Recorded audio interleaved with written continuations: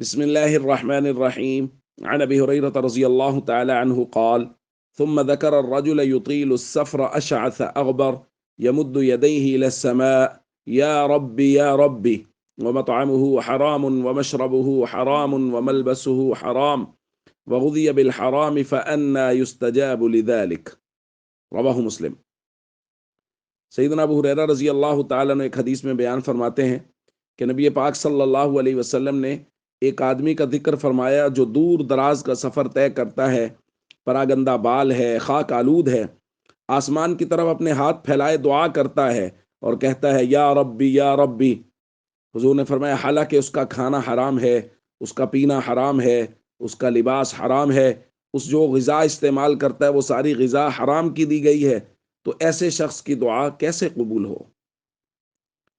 دوستو، یہ نبی کریم صلی اللہ علیہ وسلم نے مثال دے کے ایک بات سمجھائی ہے کہ ایک آدمی دور دراز کا نیکی کا سفر کرتا ہے۔ شراح نے لکھا ہے یہاں سے مراد ہے نیکی کا سفر، یطیل السفر، حج کے سفر کے لیے دور دراز سے گیا ہے یا اور کوئی مقدس مقامات کی طرف دور دراز سے گیا ہے اور وہ وہاں دعا کر رہا ہے، قبولیت کی جگہوں پہ دعا کر رہا ہے، لیکن حالت یہ ہے کہ اس کا کھانا پینا پہننا غذا سب حرام کا ہے، تو نبی کریم صلی اللہ علیہ وسلم نے فرمایا اس کی دعا کیسے قبول ہوگی؟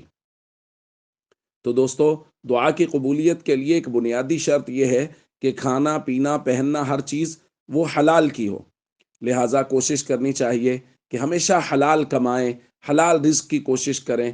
حلال تھوڑا ہوگا لیکن برکت والا ہوگا، حرام زیادہ بھی ہوگا تو بے برکتہ ہوگا اور اس کی وجہ سے دعائیں بھی قبول نہیں ہوں گی۔ السلام علیکم ورحمۃ اللہ وبرکاتہ۔